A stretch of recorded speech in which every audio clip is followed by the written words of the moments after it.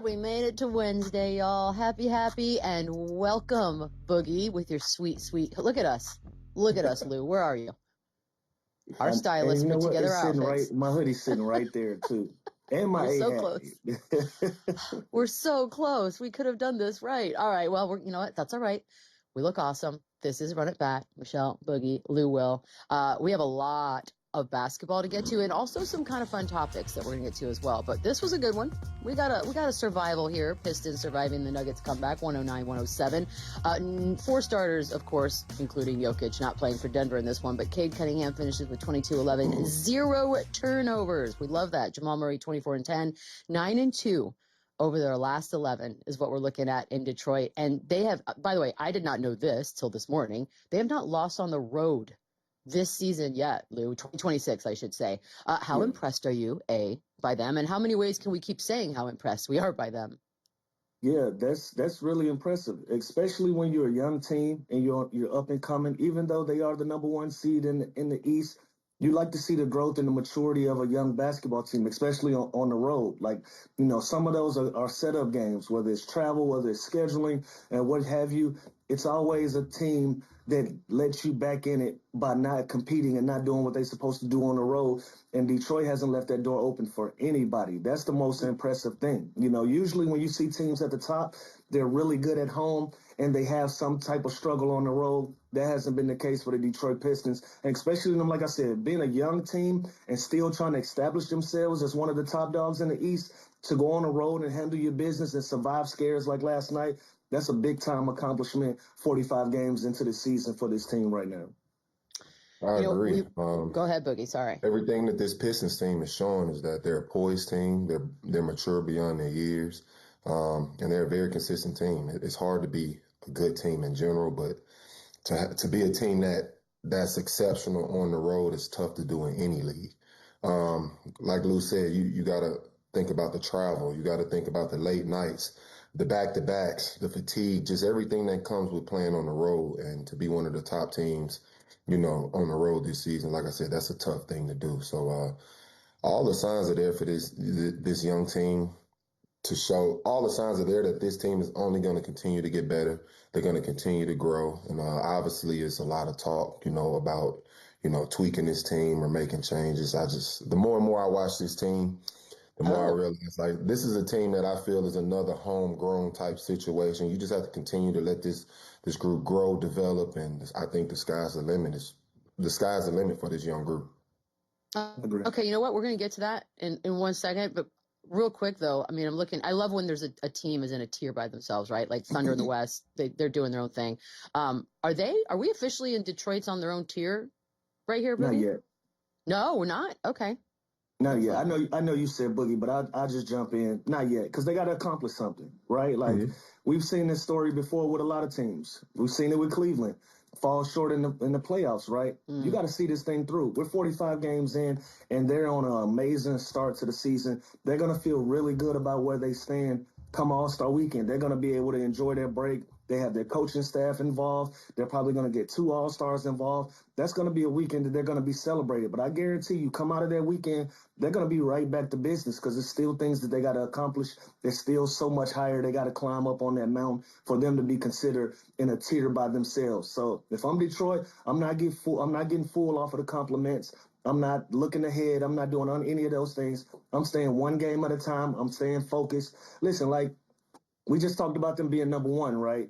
Like, if I'm looking back and I'm Detroit and I'm saying, well, you know what? We going to Miami, we can give away a game here. We going to Atlanta, we can give away a game. We going to the West Coast, we can give away a game there and there. We're doing pretty good. Now, this team is locked in, and you got to give them credit for their maturity and how they're going about the season. So if I'm them, I'm not looking forward and I'm not looking back either. I'm just staying steady and I'm playing. So I wouldn't put them in a tier in a league by themselves in the East, because they simply just haven't done anything. And I'm sure they'll tell you the same thing. The difference between them and OKC has a ring to prove it. They got championship status. So they can come into this season working on some of their weaknesses, working on some of the things that they thought that they can strengthen up from last season. Detroit is still trying to build that momentum into being that type of basketball team. So I would tell, if I was Detroit, I wouldn't say that I'm in a league of my own, but I feel really good about where I am, where I stand. I actually agree with everything you just said, Lou. For I sure. am a fan of this young Detroit team. This is probably one of my favorite teams this season, but I actually agree. I don't think they're in a tier of their own yet. They do still have a lot to prove. Everything they're showing, all the flashes that they're showing right now are great. It's obvious that they're on the right path to success. But they still have a lot to prove. Like you said, we saw this once with a team in the East in Cleveland. They were the number one seed. Now we look at them this year, and they're struggling. These are the type of things that happen with young teams. So that's also part of the reason why I'm like, I want to see what this team develops into before any moves are made, because this could be a situation where, you know what I'm saying, they grow into this new dynasty of a young group. Or, they may go through this season, reach the playoffs, and hit some adversity and go into next season. Mm.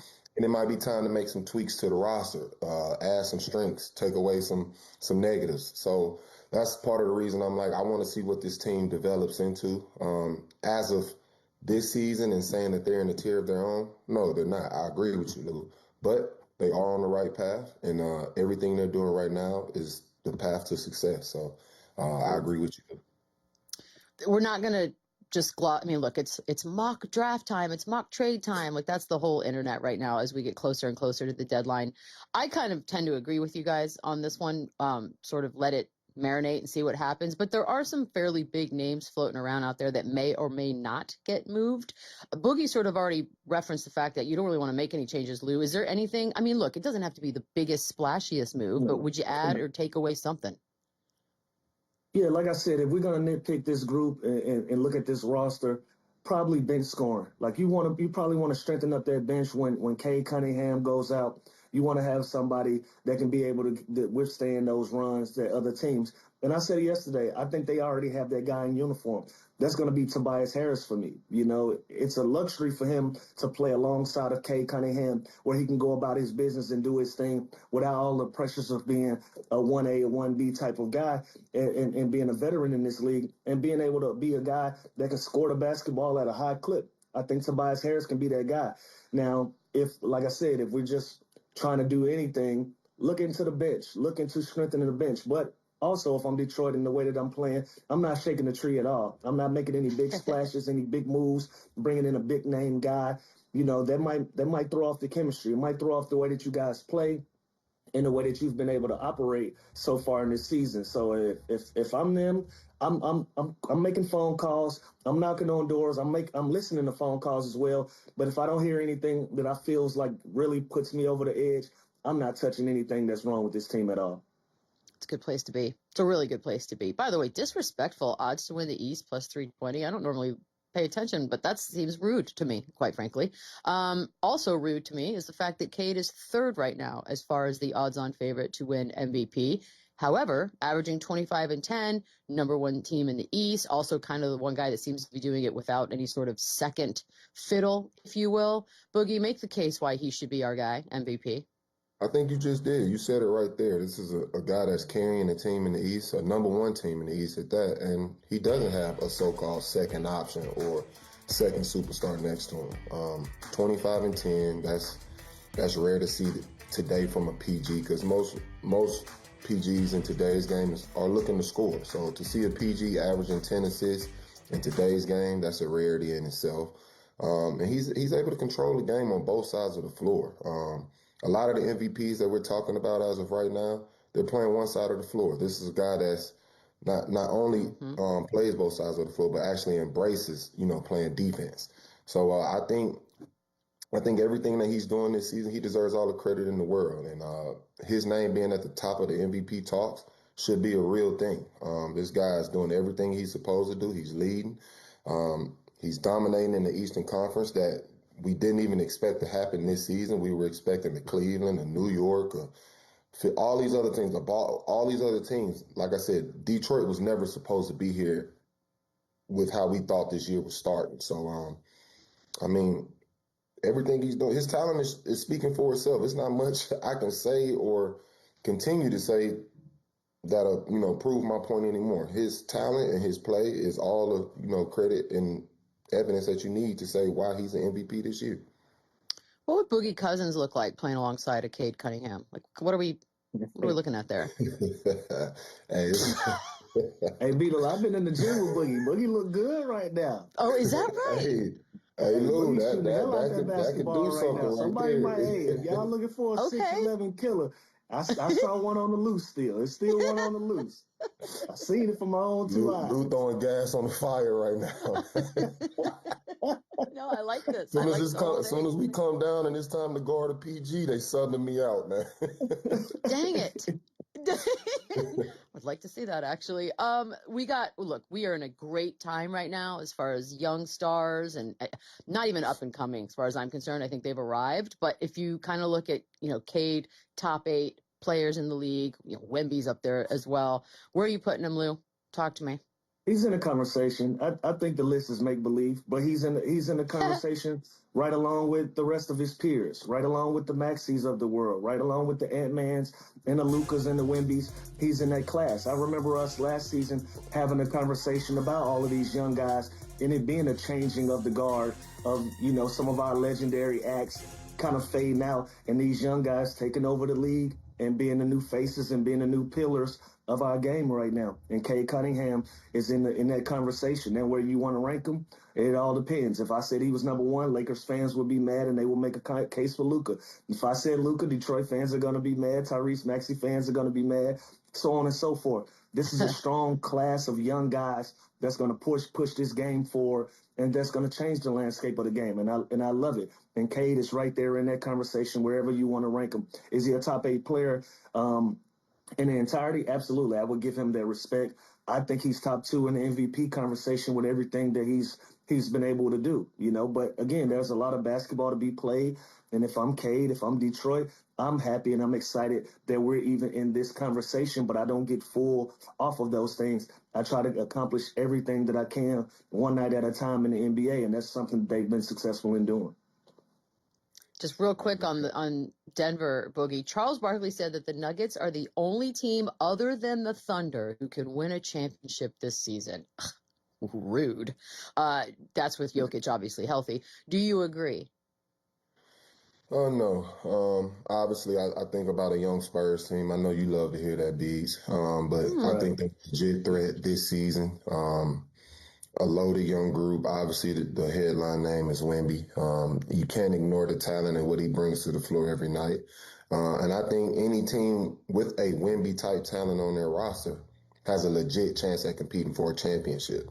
So I have to disagree with that statement. I think of a team like the Rockets, who are also playing, really good basketball, a really good defensive group, and, they're being led by a legendary acting Kevin Durant. We know what he brings to the game. So, and obviously, we just spoke on Detroit. They're having a tremendous year. They still have a lot to prove, but as of right now and how things are going for them, they're also a legit case. You think about Boston with the return of Tatum. They also have a legit case. So I do have to disagree with that statement. But I do agree. Denver is also one of those teams that have a legit chance. I think this might be one of the most wide open years as far as, a team having a chance to compete for a championship. Obviously, the favorite is the, defending champs in OKC. But even I'm speaking for them, and I may be completely wrong, but I know they're in that locker room looking at the standings and looking at these teams behind them like, man, these guys are a legit threat this year. I don't think they think this is going to be a walk in the park just because they won it last year. I think everyone got better, and the league is showing it every day. So I have to disagree with his statements. Yep.